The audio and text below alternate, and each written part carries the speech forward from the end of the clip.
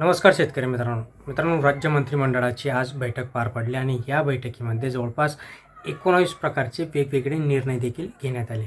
आता हे जे काही निर्णय घेण्यात आले, यावेळेस निर्णय घेताना माननीय आणि स्वर्गीय अजितदादा पवार यांची उपस्थिती नव्हती.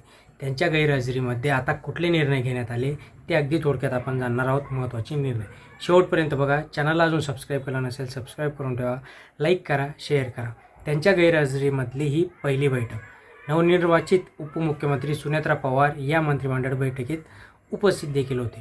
राज्य मंत्रिमंडळ बैठकीमध्ये जे काही निर्णय घेण्यात आले त्यापैकी नाबार्डकडून जलसंपदा प्रकल्प पूर्ण करण्यासाठी 15,000 कोटींचं दीर्घ मुदतीचं कर्ज देखील आता याच्यातनं आले. यातून 57 अपूर्ण सिंचन प्रकल्प व 193 पूर्ण प्रकल्पांचा वितरण प्रणालीमध्ये सुधारणा करण्यात येणार असल्याचं समजतं. राज्यातील 8 लाख हेक्टर कृषी क्षेत्राला सिंचन सुविधा निर्माण होण्यासाठी राज्य सरकारचं हे मोठं पाऊल देखील असणार आहे. आता याचा जर विचार केला तर कोल्हापूर जिल्ह्यात आंतरराष्ट्रीय दर्जाचं क्रिकेट स्टेडियम देखील ते उभं करणार असल्याचं समजते. कोल्हापूरच्या क्रीडा विकासाला चालना देण्यासाठी महसूल आणि नोंदणी मुद्रांक शुल्क यांच्या अंतर्गत निधी देखील तिथे उपलब्ध करण्यात येणार आहे. पुणे जिल्ह्यातील पुरंदर विमानतळासाठी देखील तिथे त्यांचं जे काही भूसंपादन होणार आहे ते भूसंपादनाचं काम करून लवकरात त्या प्रकल्पाला गती देखील देण्यात येणार असल्याचं तिथे समजते. राज्यात आता सगळ्यात महत्त्वाचं म्हणजे माझं गाव माझं आरोग्य संपन्न राहावं यासाठी माझं गाव आरोग्य संपन्न गाव अभियान राबवण्यात येणार आहे. यासाठी गाव पातळीवर आरोग्य सुधारणा घडवून आणण्यासाठी भर असणार आहे.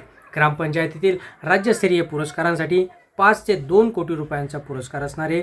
ग्रामपंचायत ते जिल्हा परिषद स्तरांपर्यंत पुरस्कार, जीवनशैलीतील आहारात बदल करण्यासाठी प्रोत्साहन, प्रतिबंधात्मक उपाययोजना, वेळेवर उपचार व पुनर्वसन हे अभियानाचे 4 स्तंभ असणार आहेत.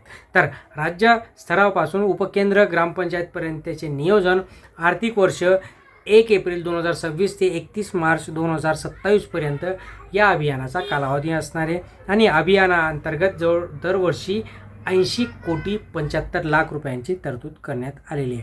आता पुढचं जे काही ते पुणे जिल्ह्यातील रत्नपुरी मळा येथील MIDCला जमीन मिळणार असल्याचं देखील समजते.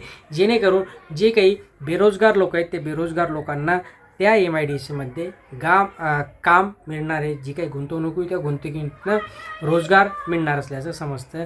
अटल बिहारी वाजपेयी शेवडी नावा सेवा अटल सेतू प्रकल्पाचा प्रभाव क्षेत्राकरिता नियुक्त नगर विकास प्राधिकरण क्षेत्राचे तसेच मुंबई महानगर प्रदेश विकास प्राधिकरणाअंतर्गत भविष्यामध्ये राबवण्यात येणाऱ्या विकास प्रकल्पांसाठी देखील तिथे भूसंपादन करण्यात येणार असल्याचं समजते.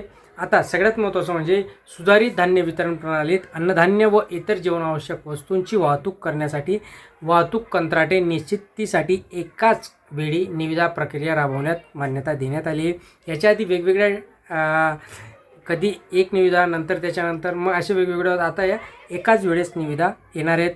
महाराष्ट्र विना अनुदानित खाजगी व्यावसायिक शैक्षणिक संस्थांना अधिनियम 2015 नुसार त्यांच्यामध्ये सुधारणा करण्यास देखील आता इथे मान्यता देण्यात आली आहे. जेणेकरून त्यांचे जे काही पगार यांचे जे काही विषय असतात ते विषय लांबणीला टाकू नको म्हणून यासाठी या उपाययोजना असणारे. मित्रांनो, अशाच महत्त्वपूर्ण माहितीसाठी सबस्क्राईब करून ठेवा, लाईक करा, शेअर करा. धन्यवाद.